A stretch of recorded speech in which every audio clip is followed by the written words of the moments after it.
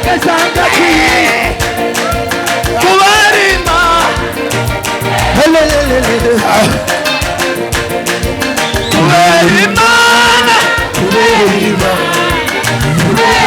turarima badutegera kuzokurya agasanga twirije badutegera kuzokunywa agasanga twirije kubarima bamba dutambire Tega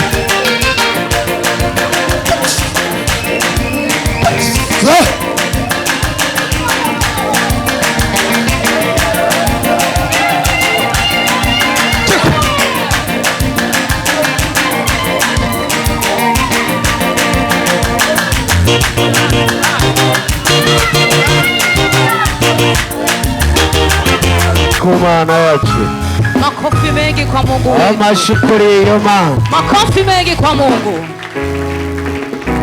aranangaza Yesu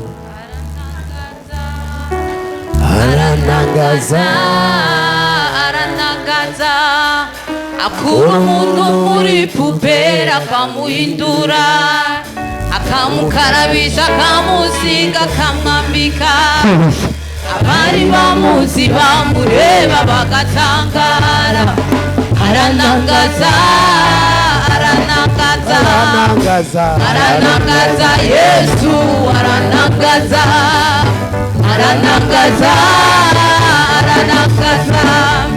akura umuntu muri pubera akamuhindura akamukarabisha akamusiga akamwambika abari bamuzi bamureba bagatangara aranangaza Yesu aranangaza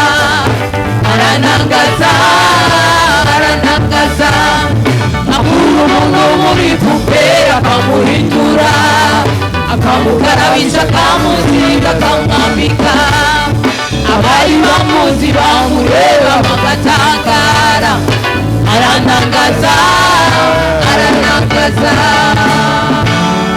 amashimwe kuri makofi mengi kwa Mungu. kubashitsi bacu Imana ibahezagire cyane. Wageni wetu Mungu awabariki sana. Abasangwa Imana ibahezagire. Wenyeji Mungu awabariki. Amakorale yose Imana yahezagire. Kundi zote Mungu azibariki.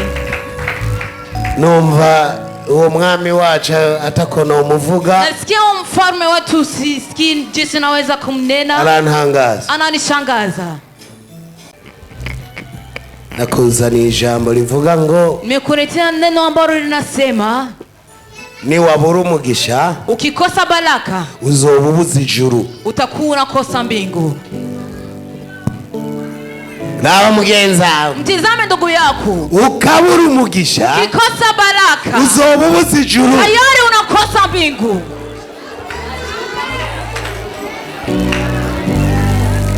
ngo turi mu Mana ngo vyose biregera gute? Tuko ndani ya Mungu yote na birashoboka. Yanawezekana. Iryo jambo niryo tugiye kumubanze muhaguruke. Hilo neno ndio tunaenda kulisoma tu. Iryo jambo nakuzaniye. Hilo neno ambalo nimekuletea. Mukanya tuca turisoma sindabarambira.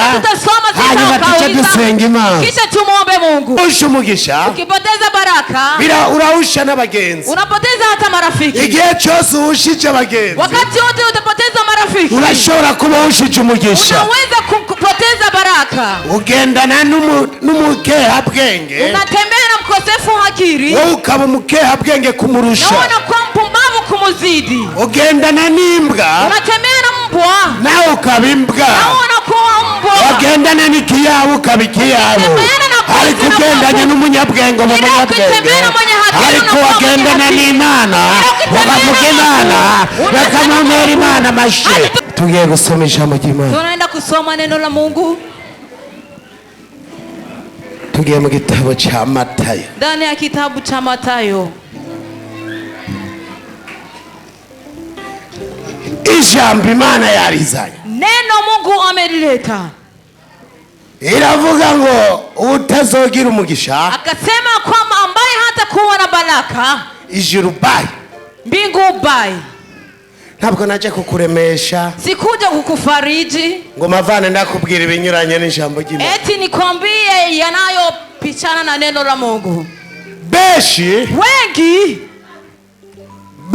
bizi ibintu babicuritse, walisoma mambo wakiyageuza. Nababwiye ugendanye n'ikijuju wowe ubikijuju kumurusha. Ukitemera mpumbavu na kuwa mpumbavu kumuzidi. Ugendanye n'umunyabwenge, ukitembea mwenye hakiri, bwa bwenge bwiwe urabuvoma, zile akili unazichota, ukabuvoma, unazichota, ukacukora ivy'ubuhizi kumurusha, unafanya mambo ya ajabu kumuzidi. Iyo ugendanye n'umuntu adatomoye, ukitembea na mtu ambaye sio mzuri, umuntu yambara nabi, mtu anayevaa vibaya, nawe wambara nabi kumurusha, nawe pia unavaa vibaya kumuzidi. ushobora kwambara imwambaro ukuye kwa mugenza, unaweza kuvaa nguo ukitosha kwa ndugu yako, ushobora gushonesha bivanye na mugenza ukundi ngene nawe yashonesha, unaweza kushonesha kutokana ndugu yako jinsi ameshonesha. Ugendanye n'umwubatsi uzoba umwubatsi, ukitembea na mjengaji basi utakuwa mjengaji, ugendanye n'ucuruza ibijumba azoza kukwereka aho birangurira, ukitembea na kuchuza viazi atakuonyesha, niwagendana n'umukomisiyoneri w'amamodoka nawe uzoba umukomisiyoneri w'amamodoka, ukitembea na komisioneri wa magari na wewe utachuza gari, ukagendana n'umuntu akunda Imana, ukitembea na mtu ambaye anampenda Mungu nawe uzoyikunda, nawe utampenda kuko nawe akunda Imana, maana na yeye anampenda Mungu. azokubwira ngo nimba nkundira Imana, atakwambia kwa maana nipenda Mungu wangu. uno munsi abantu barahusha, leo watu wanapoteza.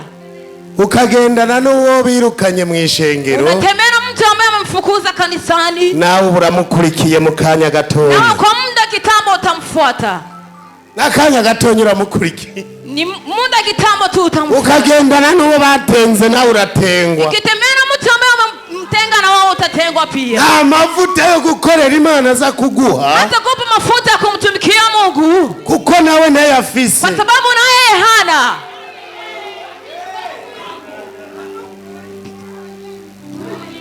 dusa n'Imana, tumwombe Mungu kuko dutemberana n'Imana, tunafanana na Mungu kwa sababu tunagendana n'Imana. aha twova mu nzu y'Imana, hapa tukitoka hekaluni mwa Mungu, amasura yohinduka, sura zinaweza badilika, kuko twoba tugiye kwa shetani, kwa sababu tunaweza kuwa tunaelekea kwa shetani. abo kwa shetani usanga amasura yarapinze, watu wa kwa shetani unakuta sura zao zimepinga, ugasanga buzuye ibikovu, unakuta wanajaa vidonda, ugasanga bafise ivyiso bikanura ukuntu, unakuta wana vimacho vya kutizama sijui, usanga barafyutse amaso, unakuta wametoka macho. ngo niwabura umugisha, ukikosa baraka uzobubuza ijuru, utakosa hata mbingu. hari abantu babahenze, kuna watu ambao waliwadanganya ngo biroroshe, eti ni rahisi ngo umukene kwinjira mu ijuru, maskini kuingia mbinguni, ngo biroroshe, eti ni wepesi ngo cyane sana, ngo biragumye gose, eti ni nguvu zaidi, ngo kumutunzi yoja mu bwami bw'ijuru, tajiri aingie falme ya mbingu. baraguhenze, walikudanganya. tugiye kuraba uwo mutunzi wari we, tunaenda kutizama tajiri ni nani, n'uwo mukene wari we, na huyo maskini ni Matayo nani. 19 Matayo 19 ku murongo waho wa 23 mstari wa 23 dushikane ngaha 26 hadi 27 ni 30 yonyene, ni mistari mitatu hariya mu bakozi b'Imana kure ndani ya watumishi wa Mungu. bavyaguruke Karibuni uwahabonye asome, ambao amepaona anyarutse ngaha kusomea kuri mikrofone tujane. kwa haraka. Bwira mugenza watere gusa n'Imana, bwira mugenzi wawe watere gusa n'Imana, hindukira umubwire tere gusa n'Imana, Imana ya Aburahamu niyo Mana yawe. bwira mugenzi wawe watere gusa n'Imana, bwira mugenzi wawe watere gusa n'Imana, hindukira umubwire tere gusa n'Imana, Imana ya Aburahamu Amashi menshi kuri iyo ba. Makofi mengi kwa huyo Mungu. Umurongo wa 23. Mstari wa 23. Turasoma mu izina rya Yesu. Amen. Yesu abwira abigishwa biwe ati ndababwira ukuri biragoye ko umutunzi yinjira mu bwami bwo mu ijuru kandi ndababwira yuko icoroshe ari ingamiya guca mu zuru ry'urushinge biruta ko umutunzi yinjira mu bwami bw'Imana. 25. Abigishwa bavyumvise baratangara cyane bati none rero ninde ashobora gukizwa? Yesu arabitegereza arababwira ati kubw'abantu icyo ntigishoboka ariko ku Mana byose birashoboka. Amashi menshi ku Mana. Makofi mengi kwa Mungu. Ngo biragoye eti ni vigumu kumutunzi tajiri yinjira mu bwami bw'ijuru. Ataingia ndani ya ufalme wa mbingu. Bavuze umutunzi wa he? Wamesema tajiri wa umutunzi wa mu ngoro y'Imana. Tajiri wa hekaluni mwa Mungu. Bavuze ngo muri Yesu byose biragira gute? Wamesema ndani ya Yesu yote byose birashoboka. Yote anakubali. Umutunzi bavuze tajiri ambao wamemsema ni wa wundi asuzugura ivy'Imana. Ni yule anadharau mambo ya Mungu. Ni wa wundi abona ko ivy'Imana ataco bimaze. Ni yule anaona kwamba kazi za Mungu hazifai. Wa wundi avuga ati reka bajya abantu bajya barayo. Ni yule anasema acha wale watu. Ariko rero ila sasa abantu b'ibijuju watu wapumbavu baza kwigisha abantu wanafundisha watu ngo abakene bazoja mu bwami bw'ijuru. Eti wa maskini wataingia katika ufalme wa mbingu. Umukene maskini ndavuga ndahera Imana. Nasema nikiwa mahali patakatifu pa wewe wihita umukene no munsi. Wewe ambaye unajiita maskini leo uvumbura amabanga yuko uba umutunzi. Uvumbue siri za kuwa tajiri. Uno munsi ndabaha urupfunguzo mwese mugenda mutanya urupfunguzo rw'ubutunzi. Leo nitapa funguo nyote mutana na funguo ya utajiri. Uno munsi ndabaha urufunguzo rwa stoke. Leo nitapa ufunguo wa stoke. Aho muzokwama mwivomera. Mahari mutakuwa mkichota. Ico kurya n'ico kunywa. Chakula hata cha kunywa. Babandi rero bihamagara wale ambao walijiita baca bagenda bakigisha abantu wataenda wanafundisha watu ngo kuba umukene eti kuwa maskini ngo kibera mu Mana unaishi ndani ya Mungu ngo ijuru riroroshe eti mbingu ni rahisi. Nta mukene akizwa. Hakuna maskini ambaye anaokoka. Raba mugenzi wawe mu maso. Mtizame ndugu yako usoni. Kukizwa uri umukene bizokugora. Kuokoka ukiwa maskini itakusumbua. Kukizwa uri umukene bizokugora. Kuokoka ukiwa maskini itakusumbua.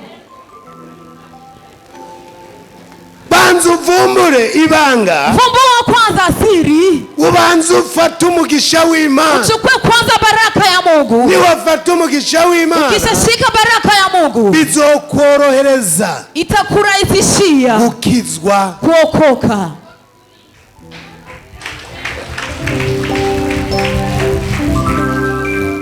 Umukene nashaka bari mu basenzi ngaha. Maskini hata wendani ya waombaji hapa. Agwaye ari idodomba ngo ntibaje kundaba. Akiwa mgonjwa atanungunika eti hawakuja kunitizama. Bajya abantu nta rukundo bagira. Wale watu hawana upendo. Naragwaye ntibandaba. Niriuma hawakunitizama. Uzokwidodomba. Utanungunika. Ijuru ni ry'abidodomba. Mbingu ni la watu wa kunungunika. Imana ntabwo igendana n'umuntu yidodomba. Mungu atembee na mtu wa kunungunika. Uzogira ubukwe. Utakuwa na sherehe. Hanyuma abanyeshengero ntubabone. Kisha wa kanisa usiwaoni. Kubera waruzi ko bakuzanira ibitunga by'indya. Kwa sababu ulikuwa unajua atakuletea vitunga vya chakula. Waruzi ko bakuzanira amafaranga. Ulikuwa unadhani atakuletea pesa. Nta numwe ubonye. Haukuona hata mmoja. Wewe baba revera pastor. Ona revera pastor. Wewe baba pastor. Ona wale wachungaji. Ya korale. Ona ile kwaya. Nako na rukundo. Hawana upendo. Ndapfuyemwe mbere sinzosubirayo. Natoka sitorudi tena. Umukene maskini naho umuhuno musa hata ukimpa leo umuhe nejo umpe kesho umuhe hirya yejo umpe kesho yake akaza rimwe ukamwima akikuja rimoja tu unamnyima bya bindi byose wamuhaye wataye hanze yale yote ulimpa unatupa nje azogenda gusiba, ataenda kikuchafua makarinda shikiyaje hadi afike mahali anaelekea. Agakiza kazohagarara he? Wokovu utasimamia wapi? Bwira mugeza ati no munsi utahana kontake y'umugisha. Ndugu yako leo utaenda na ufunguo wa baraka. Uno munsi leo utahana kontake, utaenda na funguo yo kugendesha umugisha wawe, ya kutembeza baraka yako.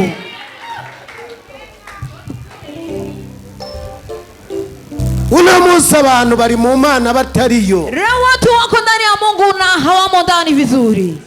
Uno munsi leo bafashe inyigisho z'ibijuju, walikamata mafundisho ya wapumbavu, baya babitekera mu mutwe, wakaweka ndani ya kichwa zao.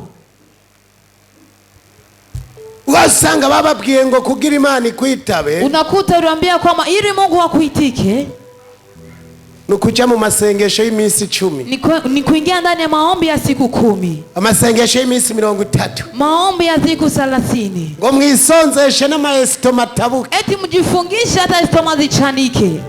Ibyo ntibikanga Imana, hayo hamushtui Mungu. Shakufukama amavi amere nk'ayihene, ukitaka upige magoti yawe kama ya mbuzi, Imana izokwihorera. Mungu atanyamaza. Mana Mungu Imana yihorere, Mungu anyamaze. Abantu no munsi baba basenzi mugari inkozi zikibi, watu liona kwamba na tena ni watenda maovu. Ico gituma maestoma yabahereyeko, na ndio maana estoma zao zimeisha, bariko bahamagara Imana, eti wako wanamuita Mungu. Wewe ugiye mu masengesho ugenda urasibana, wewe unaingia ndani ya maombi ukichafua wengine. Wewe wagiye mu masengesho ufise abucira urutoki, wewe unaingia ndani ya maombi uko na wenye una none ngushaka mukorane n'Imana. Sasa unahitaji utumike na Mungu. Uzokorana n'Imana ya hehe? Utatumikana na Mungu wa wapi? Uno munsi leo usanga ngo abapasitori, unakuta wachungaji, mugabo mu mitima yabo hari migambi mibi gusa, ila ndani ya mioyo yao kuna mashauri mabaya tu. Usanga n'abantu b'inkozi z'ikibi, unakuta ni watu watenda maovu, n'abantu bagenda barabomora ingo z'abakozi b'Imana, na wengine wanaenda wakisambua ua za watumishi wa Mungu. Iyo Mana muzogendana ni yahe? Huyo Mungu ambaye mtatembea ni Mungu wa wapi? Ni wahe? Ni Mungu wa wapi? Cyo gituma uno munsi, na ndio maana leo abantu bagira amasengesho y'iminsi myinshi, watu wanafanya maombi ya siku nyingi. Kubera iki? Kwa sababu gani? Barahamagara, wanaita, Imana ikinumira, Mungu ananyamaza. Bagasubira, wanarudi tena, Imana ikinumira, Mungu ananyamaza. Ngo tuje kwisonzesha, eti twende kukamata mafungo. None nimbo uhamagara Imana ikanuma, sasa kama unamuita Mungu ananyamaza, burya azokangwa no kutajya? Unafikiria kwamba atashtuka na kutokutumia chakula? Kugira Imana ikwitabe, ili Mungu akuitike, icambere n'ibikorwa byiza Imana yemera. Cha kwanza ni matendo mazuri Mungu anayoyakubali. Ukora ibikorwa byiza, ukifanya matendo mazuri, muze musome mu bitabo by'intumwa, musome ndani ya kitabu cha mitume.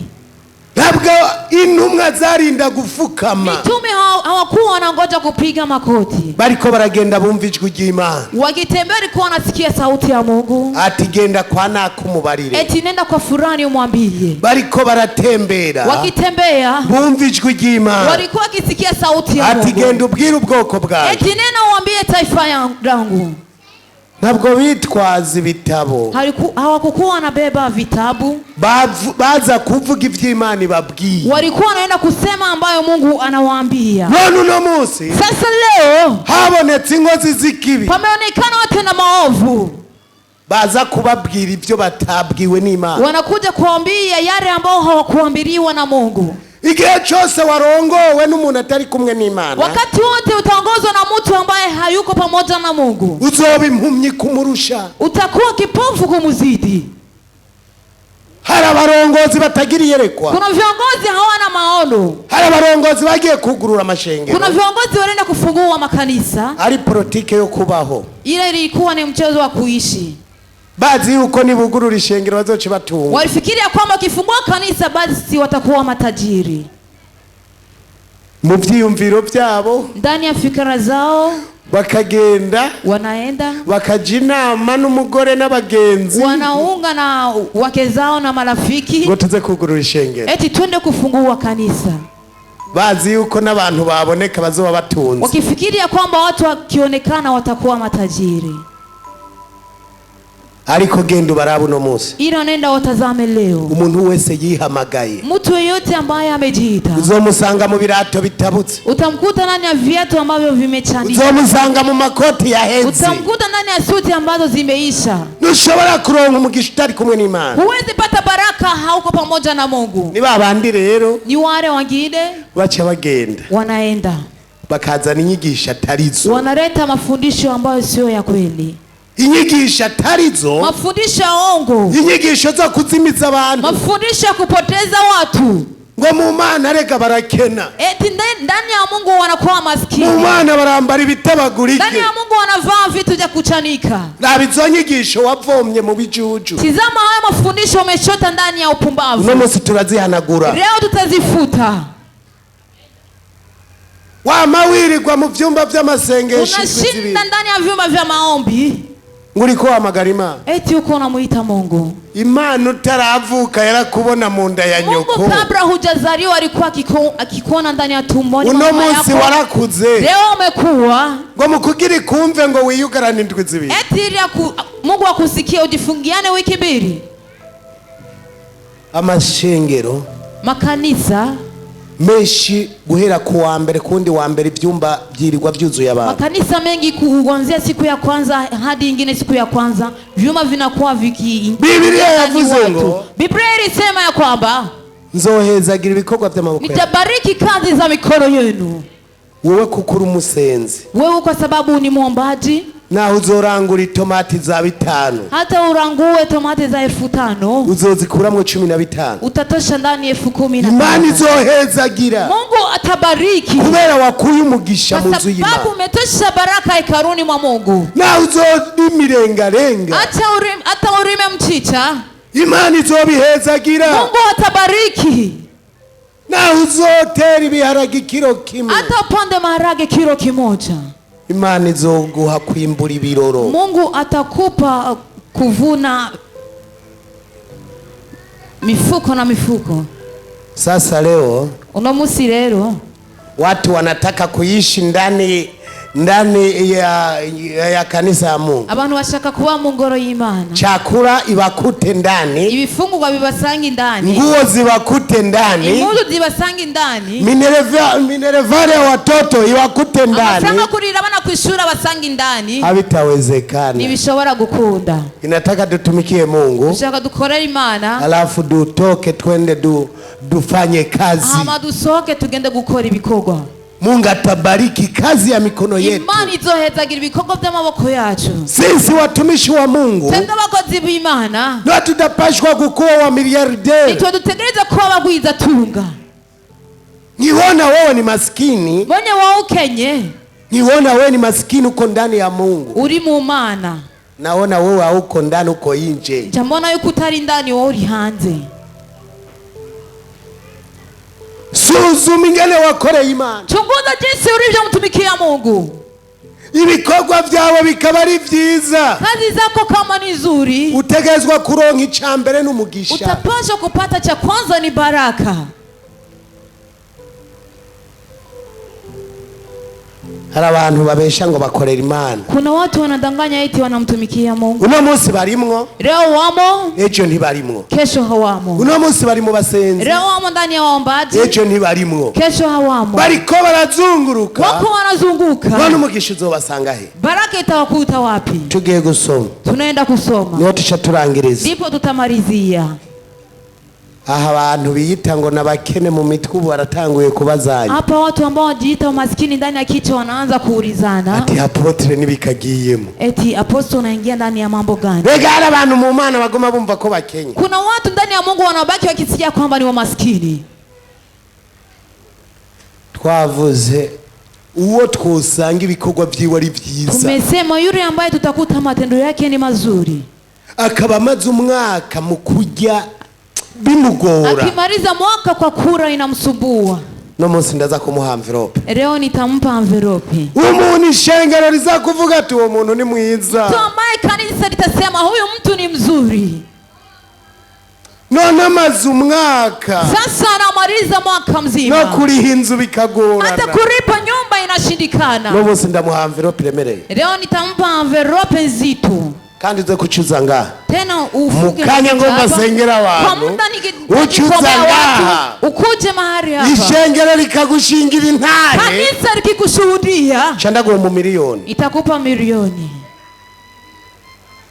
Ishengero likagushingira intahe. Kanisa likikushuhudia. Ikavuga ati uwo muntu n'umugororotsi. Linasema huyo mtu ni mtakatifu.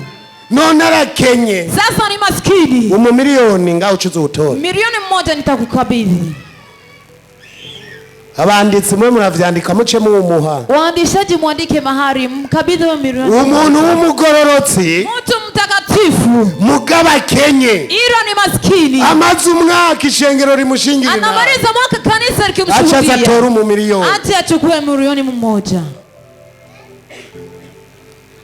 Wabanze mezagire mu kugira ndangize uwo mu miliyoni mbaenda utange sinibage. Hata nibariki kwanza kwa kutoa uwo milioni nisisahau. Umuntu akenye. Mtu ambaye ni maskini. Ibikorwa vy'ishengero ribizi. Kazi zake kanisa no mukujya kacavuga ati jewe ni birango. Hata kwa kura nasema mimi vinanisumbua. Wibeshere urugira ingora. Abanditsi muce muzi. Ukisema uongo utapata shida. Iyo ndiko ndababwira. Ikiwa nawaambia. Mubona abantu bize ngo bafise amashuri yo kwigisha abandi. Unaona watu ambao wamesoma eti wana masomo ya kufundisha wengine. Nako ndababwire. Niko nahitaji niwaambie. Hari abantu bariko batanga inyigisho atarizo. Kuna watu ambao wanatoa mafundisho ya uongo. Hari abantu bariko bahuburoza abantu. Kuna watu ambao wanaroga wengine. Hari abantu mwakurikiye. Kuna watu ambao mmewafuata. Bibijuju. Wapumbavu. Mumana ukora ibikorwa vyiza. Ndani ya Mungu kama unafanya matendo mazuri. Nta bukene. Hakuna maskini. Twebwe dutegezwa kuba ba milliardaire. Tunapaswa kuwa matajiri. Twebwe dutegezwa kuba abantu batanga ingurane mu mabanki. Tunapaswa kuwa watu wa kurazima wengine. Ugasanga abantu inzarira bishe. Unakuta watu njaa inawaua. Ngo n'abakozi b'Imana. Eti ni watumishi wa Mungu. Raba ingene uri kurakorera Imana. Tizama jinsi unamtumikia Mungu. None nta muntu ashonje no munsi yoza gatora mu miliyoni. Sasa hakuna mtu yiyemera avuga ati jewe na njaa leo aje achukue milioni. Naho nshonje. Aseme kwa hata mimi nahisi njaa. Je ndi Mukristo. Mimi ni Mkristo. Kandi Imana inshingira inama. Tena Mungu ananishuhudia.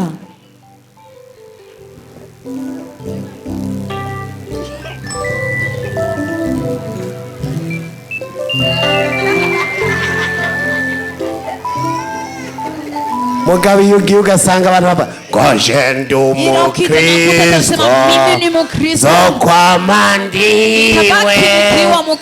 Mu bihe byose. Wakati wote hadi kufa.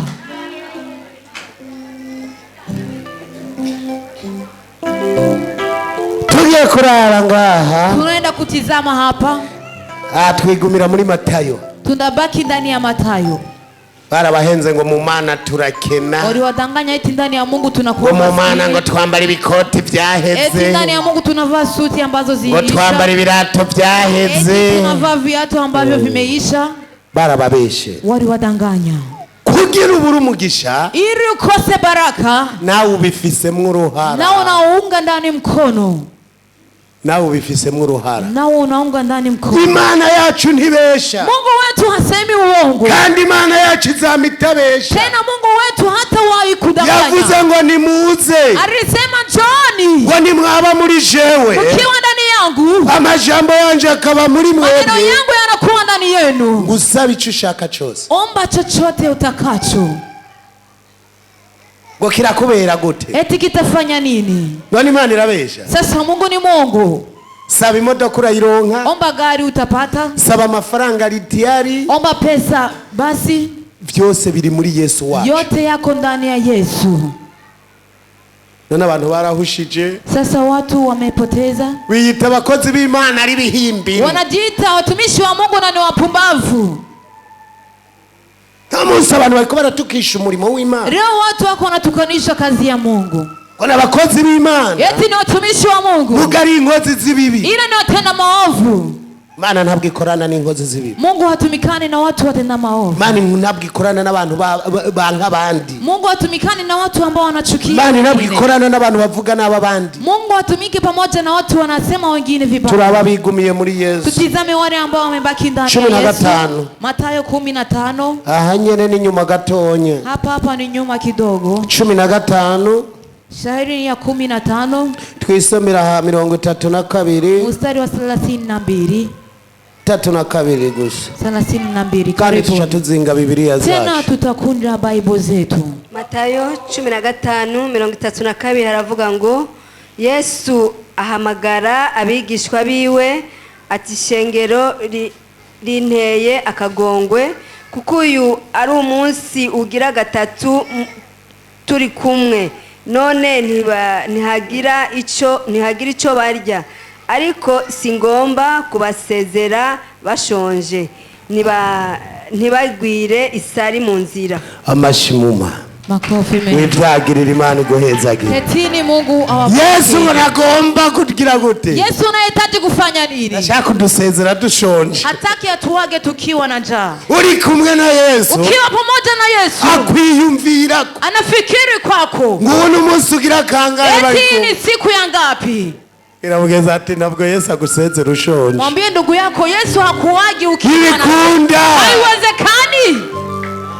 Yesu nabwo ashobora ko tuva impande yiwe dushonje. Yesu hataki tutoke pembeni yake tukiwa atwiyumvirako. Anafikiri kwetu. Ngo nitugwire ngo isari mu nzira. Eti tusianguke njiani. Na mukozi w'Imana ari kumwe n'Imana. Hakuna mtumishi wa Mungu akiwa pamoja na Mungu. Asegerereza. Anaomba. Habiwezekane. Bishoboka. Yesu atwiyumvirako. Yesu anafikiri kwetu. Iyo turi kumwe. Wakati tukiwa atwiyumvirako. Anafikiri kwetu.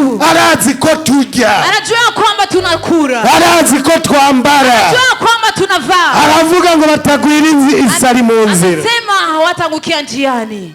Begarazi ko twavana twiba bikamukoza isoni. Anajua kwamba tunavaa. Ugo isari mu nzira. Ukiangukia njiani. Shano kwinjira mu restaurant yari yose nkabijya. Naweza ingia ndani ya restaurant yoyote natumia. Gacha ndabubwira ati genda umukozi w'Imana. Nakwambia eti mimi ni mtumishi wa Mungu. Ugende uhige Yesu niwe data bujumufata. Wewe mtafuta Yesu. Jenda kiye. Uyaza wani ndeo gukora. Utafikiri nani atakugusa? Uri umukozi w'Imana. Ukiwa mtumishi wa Mungu. Ukagenda ukabijya. Unaenda unatumia. Umubwira ati data buja ni Yesu. Namwambia bosi ni Yesu. Ati niyazura zomuha iyo fagitire. Eti akija umpe faktire. Hanyuma ukitambukira ukagenda. Kisa unatembea waona. Ukazosanga n'abantu bishwe n'inzara. Utakuta na watu ambao wanakufa. Ndemeza ko batari kumwe n'Imana. Nakubarisha kwamba hako pamoja na Mungu.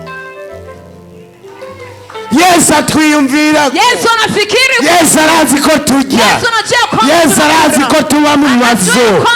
Atwiyumvirako. Anafikiri kwetu. Abakozi b'Imana. Atwiyumvirako. Ntabwo azotureka. Hatatuacha. None uno munsi. Sasa leo. Bona umuntu inzara ikubise. Ngo ni umukozi w'Imana. Eti ni mtumishi wa Mungu. Ngo nkorera hanaka. Natumikia mahali fulani. Wewe uri umukozi w'Imana wahe? Wewe ni mtumishi wa Mungu wa wapi? Wahe? Wa wapi? Yesu atakwiyumviriye ko. Yesu kama akufikiri kwako. Shebuja ninde none? Bosi wako ni nani? Umwe wese agira shebuja. Kila mtu anakuwa na bosi wake. Wewe shebuja ninde? Wewe bosi wako ni nani? Ndemeza ndahera hima. Kubarisha nikiwa mahali patakatifu pa Mungu. Ni waba umukozi w'Imana. Ukiwa mtumishi wa Mungu. Yesu azokwiyumvira. Yesu atafikiri kwako. Mugabe igihe ukora ibinezereza shobuja. Ila wakati utafanya kumfurahisha. Wewe ahora ukorera Imana rero. Wewe ambaye ulikuwa unamtumikia Mungu sasa. Ukiyita umukozi w'Imana. Unajiita mtumishi wa Mungu. Uri umunyamanyanga. Wewe ni mwenye makosa. Wewe wishwe n'inzara Yesu atumva. Wewe ukiwa na njaa Yesu ambaye hasikii. Nawe inzara itarashikira. Na wewe njaa ambaye haijakufikia. Ukora iby'Imana itemera. ukitenda yale ambayo Mungu hakubali, uno munsi utihanye, leo kama hutubu, inzara iraza kugushikiye, njaa itakufikiria. uwo twiyumvira ko ni Yesu, ambaye anayefikiri kwetu ni Yesu. uko Imana irakwemera. Je, Mungu anakukubali? Ngiye gusengera umuntu yumva ati ndi umukozi w'Imana, naenda kumwombea mtu anasikia kwamba mimi ni mtumishi wa Mungu, mugabo nari nigishijwe n'ibijuju, ila nilikuwa nimefundishwa na wapumbavu. hama dugusenga Imana, kisha tuombee Mungu. tugiye gusenga Imana, tunaenda kumwomba Mungu. umuntu wese avuga ati je ndi umukozi w'Imana, yote anasema kwamba mimi ni mtumishi wa Mungu, mugabo inyigisho nari narose sizo, ila mafundisho ambazo nimezipata sio za kweli. Tunaenda kumwomba Mungu. uhaguruke wihute, usimame kwa haraka.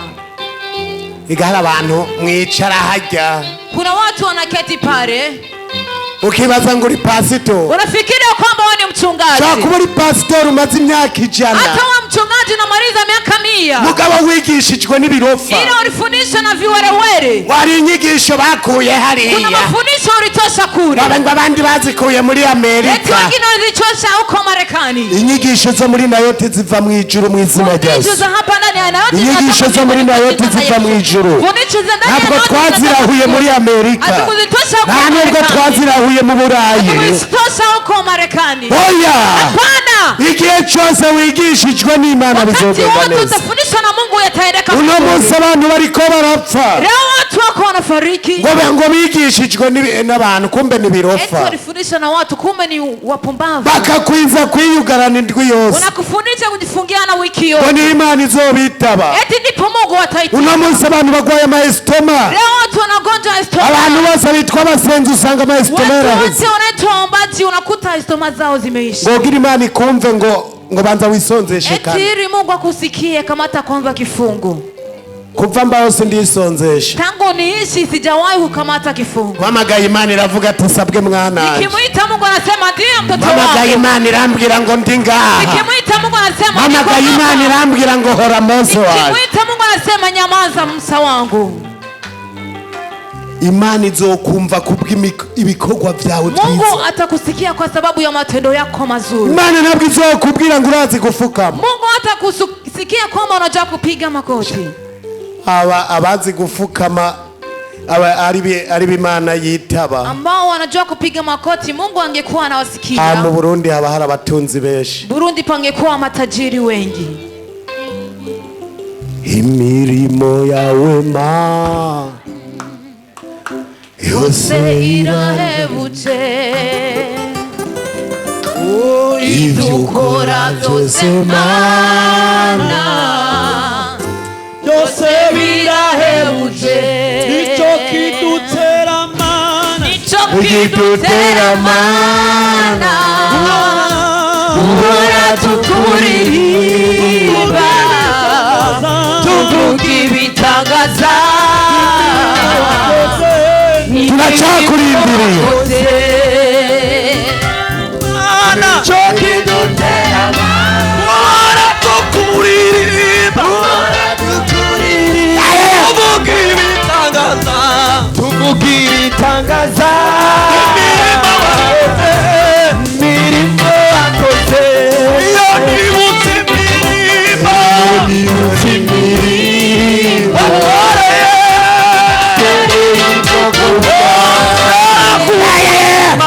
bintera kugushima wakoze, imirimo wakoze. tugiye gusenga Imana, tunaenda kumwomba Mungu.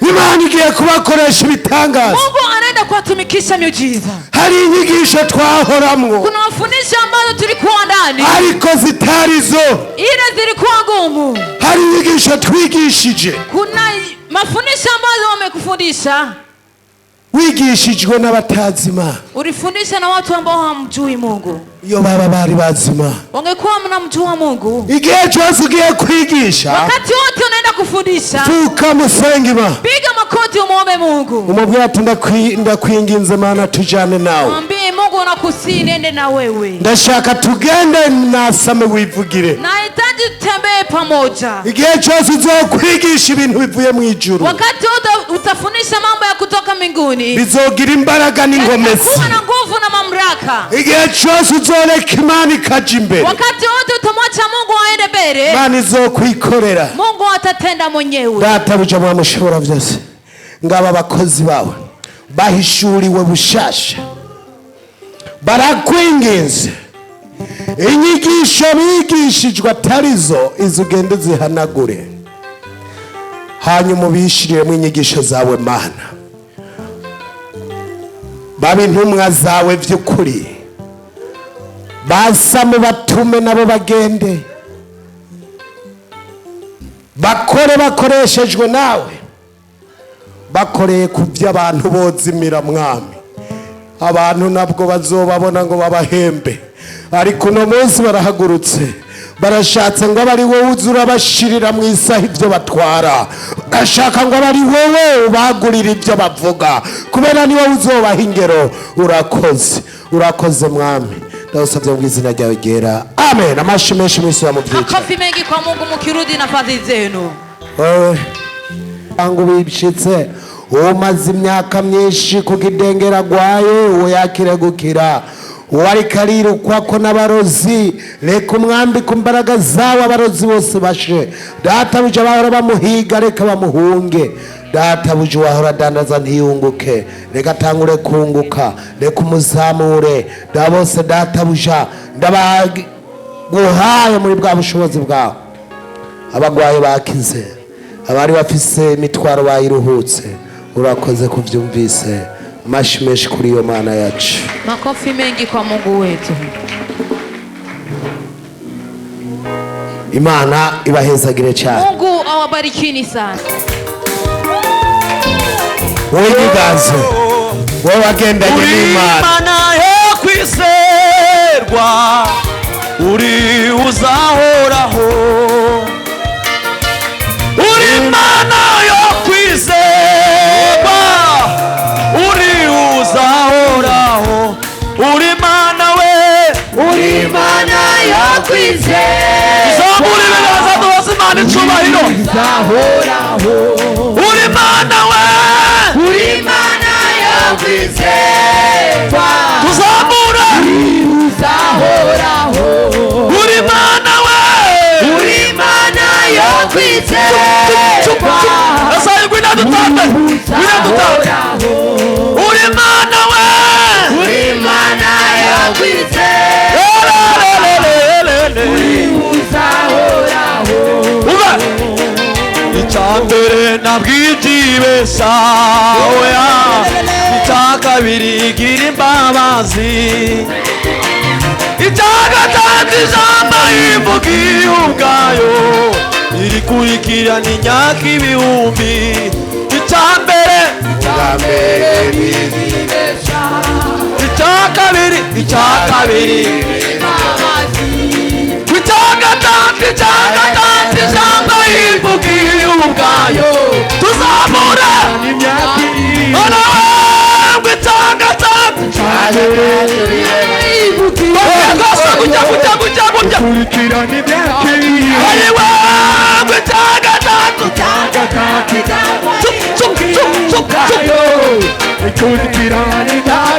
ariwebwe icyakatatu ijambo ivugiye ubwayo. Tuzamura amaboko, tuzamura ibiganza. Icyakatatu ijambo ivugiye ubuzima muzana ukurikirana imyaka ibihumbi. Onawebwe icyakatatu ikurikirana imyaka ibihumbi. Kubera Imana, kubera Imana badutega bararambiwe, badutegera mu byakurya, badutegera mu byakunywa, bagasanga kubera Imana, kubera Imana, turirimba, badutegera mu byakurya, bagasanga badutegera ku byo tunywa, bagasanga twirije. Kubera Imana,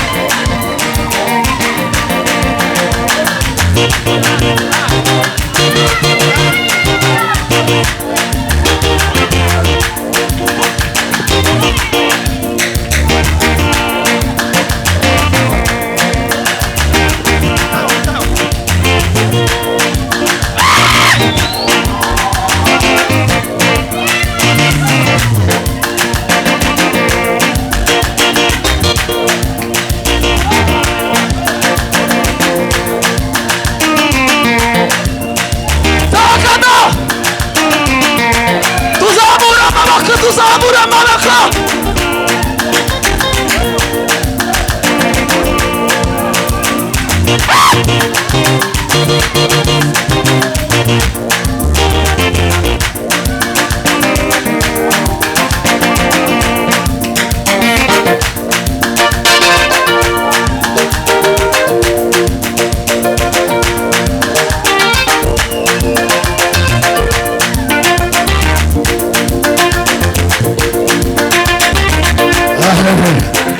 Anlaşılır.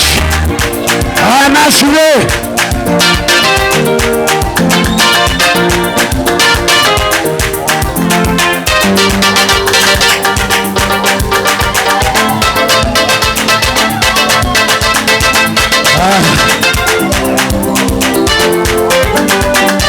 Ama kurangiza neza,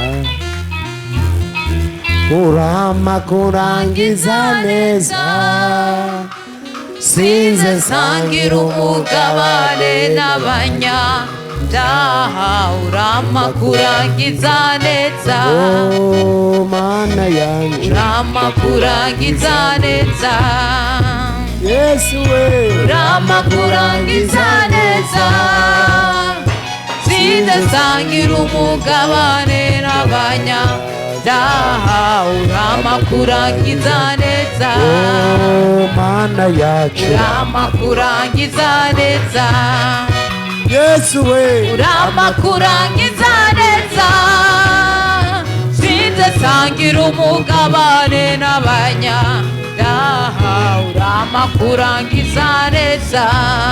Mana nzima, Mana ukomeye uhambaye, turagukengurukiye kuvyo wakoze kuva isabato igitangura ku munsi wa gatanu.